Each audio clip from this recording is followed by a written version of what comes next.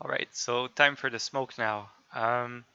There in the documentation that I gave you guys, I think I made one image where I'm explaining the depth fade. Depth fade is what makes a mesh become transparent the closer it is to a solid object. So what it does is it detects if an object has a solid material on it, and if the material is solid, it fades part of the alpha to make sure that the to make sure that the intersection of the particle or could be set on a mesh is not too sharp. Maybe I'm explaining it badly, but I'm gonna just show you guys. It's gonna be simpler. Just gonna put a plane here. Gonna scale it up, and I'm gonna rotate it like this. And as you can see, the intersection here is really obvious. But if I use the depth fade node, well, I need to set this to translucent first. Gonna set it to unlit again. So I just type depth fade. I plug this over here. Um, Opacity, you would usually put your opacity in there. Like if you get the particle color, you could plug this here. So whatever, like if it's set to 1 in the particle system, it gets passed down to this node, which will then fade the bottom over here. So fade distance, that's the number that you choose, the distance over which it fades. I'm not sure if 100 is a lot or maybe not. Oh, you can see it in the preview over here. You can see it at the bottom of it. So if I just click save and then I apply this material over here, um, like this, the color is set to black, but you can see that now the result is the alpha is smoothed out at the bottom over there, and it looks much better than if it was just a straight cut. So this is one of the things that you need to do for the smoke, and then smoke or dust. I think I called it dust initially, and then you have a bunch of noises that you can choose from. I like this one as the alpha. So if I plug this here and I get a vertex, a color of white, click save.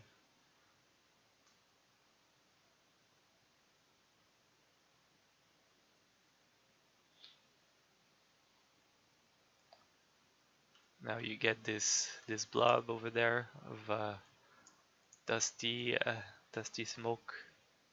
And what I would like to have in that material, let me just get back to the particle system.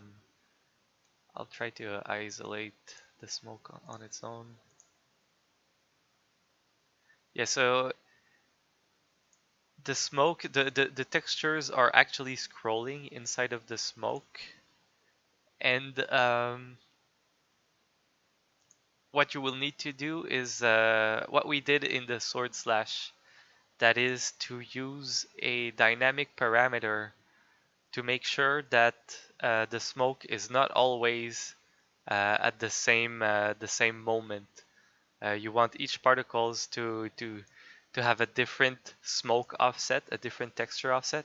So right now I only have this. You can't put animation on this one obviously, because then you would see the circle tiling on itself, would be weird. But you just need to combine it with a different texture, maybe like this one, and then you multiply them both together, something like this, like that, and then you give this one over there a panner.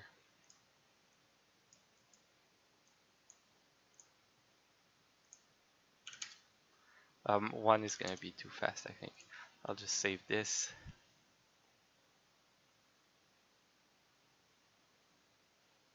And I will put the plane back in the scene over here.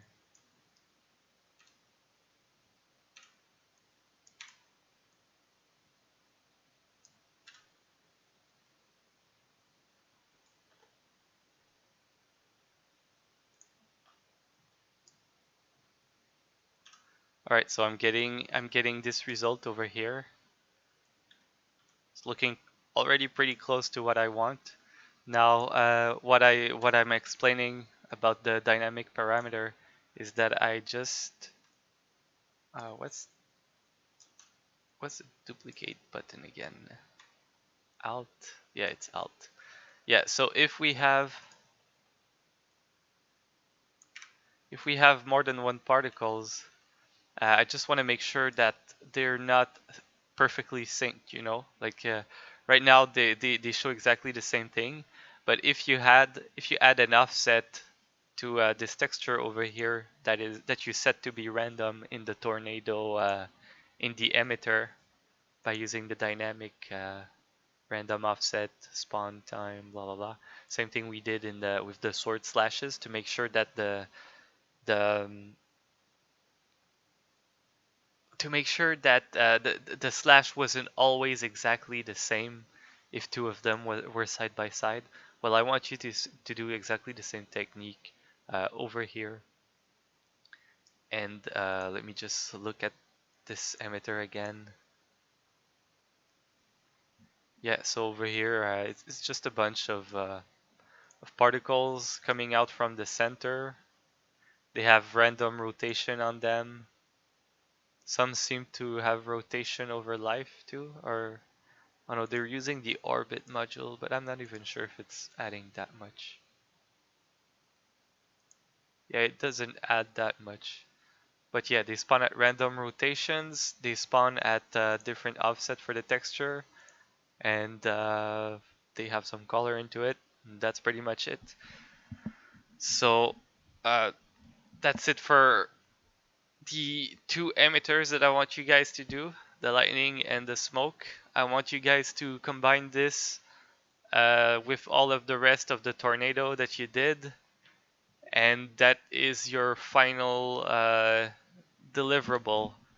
So I'm gonna grade you on these two emitters for part 3, and I'm also gonna grade you on the organization, the structure of your folders and stuff like that, same as usual. So make sure that your materials have proper names. Uh, this is taken straight from last year. I was using a different naming convention. As long as you stick to one naming convention and that you're not using two, so make sure that all of your materials have the same prefix and a numbered suffix.